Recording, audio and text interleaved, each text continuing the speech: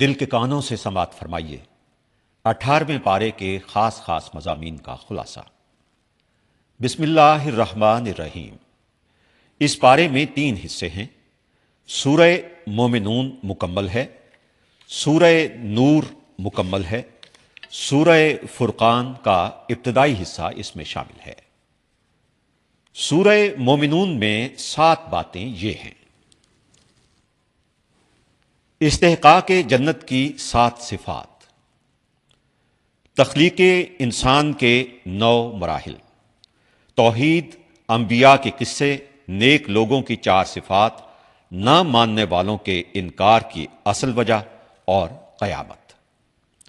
استحقاق جنت کی 7 صفات کی تفصیل اس طرح سے ہے: ایمان، نماز میں خشوع، لغو باتوں سے اجتناب، زکوٰۃ، پاک دامنی، امانت داری، نمازوں کی حفاظت۔ تخلیق انسان کے 9 مراحل ہیں: مٹی، نطفہ، جمع ہوا خون، لوتھڑا، ہڈی، گوشت کا لباس، انسان، موت اور دوبارہ زندگی۔ توحید کے حوالے سے بات کریں تو آغاز سورت میں توحید کے 3 دلائل ہیں: آسمانوں کی تخلیق، بارش اور غلہ-جات، چوپائے اور ان کے منافع۔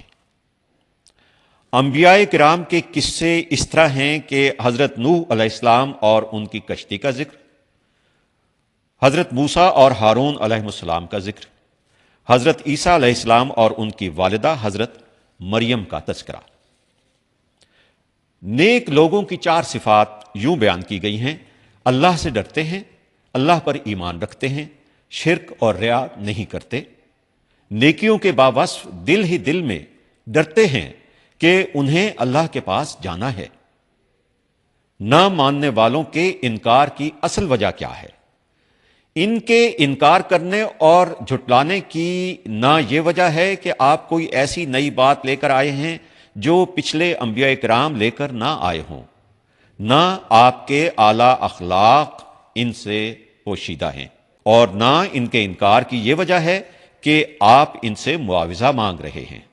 اصل وجہ اس کے برعکس ہے، اور وہ یہ ہے کہ حق کی جو بات آپ لے کر آئے ہیں وہ ان کی خواہشات کے خلاف ہے، اس لیے اسے جھٹلانے کے مختلف بہانے بناتے رہتے ہیں۔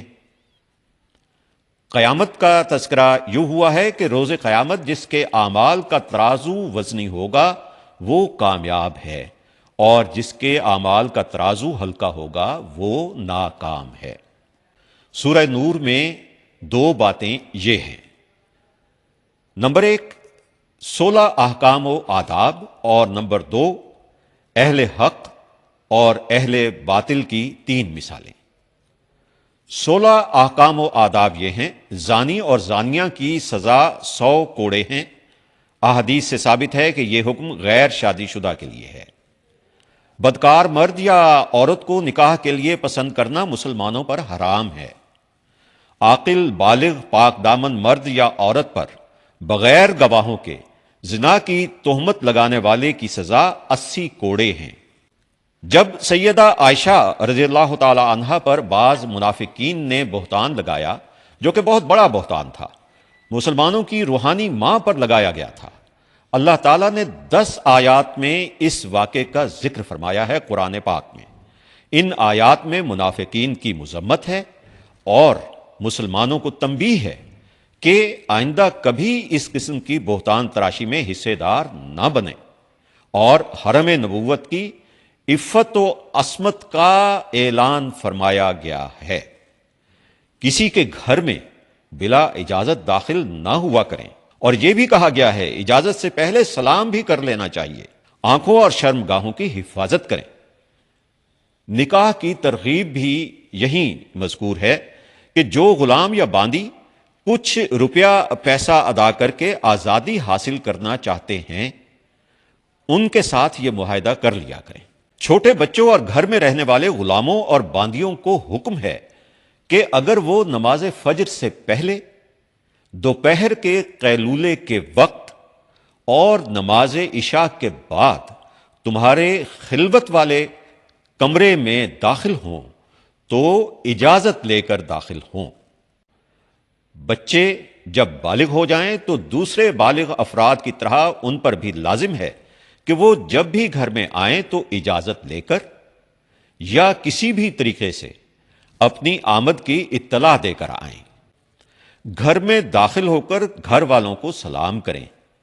اجازت کے بغیر اجتماعی مجلس سے نہ اٹھیں۔ اللہ کے رسول صلی اللہ علیہ وآلہ وسلم کو ایسے نہ پکاریں جیسے آپس میں ایک دوسرے کو آپ لوگ پکارتے ہیں۔ اہل حق اور اہل باطل کی تین مثالیں یوں ہیں۔ پہلی مثال میں مومن کے دل کے نور کو اس کے چراغ کے نور کے ساتھ تشبیہ دی گئی ہے۔ گویا مومن کے دل کا نور چراغ کے نور کی طرح ہے جو صاف شفاف شیشے سے بنی ہوئی قندیل میں ہو، اور اس قندیل کو کسی طاقچے میں رکھ دیا جائے تاکہ اس کا نور معین جہت میں ہی رہے جہاں اس کی ضرورت ہے۔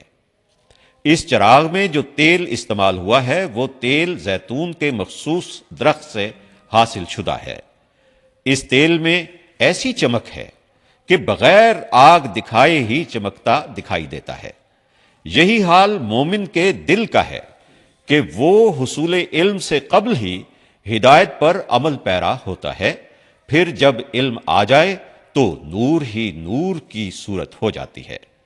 دوسری مثال اہل باطل کے اعمال کی ہے جنہیں وہ اچھا سمجھتے تھے۔ فرمایا کہ ان کی مثال سراب جیسی ہے، جیسے پیاسا شخص دور سے سراب کو پانی سمجھ کر بھاگتا ہے اور اس کے ذہن میں یہ بات آتی ہے کہ یہ پانی ہے، لیکن جب قریب آتا ہے تو وہاں پانی کا نام و نشان بھی نہیں ہوتا۔ یہی حال کافر کا ہے کہ وہ اپنے اعمال کو نافع سمجھتا ہے، لیکن جب موت کے بعد اللہ کے سامنے پیش ہوگا تو وہاں کچھ بھی نہیں ہوگا۔ اس کے اعمال غبار بن کر اڑ چکے ہوں گے۔ تیسری مثال میں ان کے عقائد کو سمندر کی تہ بتہ تاریکیوں کے ساتھ تشبیہ دی گئی ہے، جہاں انسان کو اور اپنا ہاتھ تک دکھائی نہیں دیتا۔ یہی حال کافر کا ہے جو کفر اور ضلالت کی تاریکیوں میں سرگرداں رہتا ہے۔ سورہ فرقان کے ابتدائی حصے میں 4 باتیں یہ ہیں: توحید، قرآن کی حقانیت، رسالت اور قیامت۔ توحید اس طرح سے بتائی گئی ہے کہ اللہ وہ ذات ہے جو آسمانوں اور زمین کا بادشاہ ہے، نہ اس کا کوئی بیٹا ہے نہ کوئی شریک ہے۔ اس نے ہر چیز کو پیدا کر کے اسے ایک نپا تلا انداز عطا کیا ہے۔ قرآن کی حقانیت کے حوالے سے یہ ذکر ہے کہ کافروں کی قرآن کے بارے میں 2 قسم کی غلط بیانیاں ہیں۔ تیسرے نمبر پہ رسالت کا تذکرہ ہے۔ کفار کا خیال تھا کہ رسول بشر نہیں بلکہ فرشتہ ہوتا ہے، اور اگر بالفرض انسانوں میں سے کسی کو نبوت اور رسالت ملے بھی تو وہ دنیاوی اعتبار سے خوشحال لوگوں کو ملتی ہے، کسی غریب اور یتیم کو ہرگز نہیں مل سکتی۔ اللہ تعالیٰ نے ان کے اس باطل خیال کی تردید واضح دلائل کے ساتھ کی ہے۔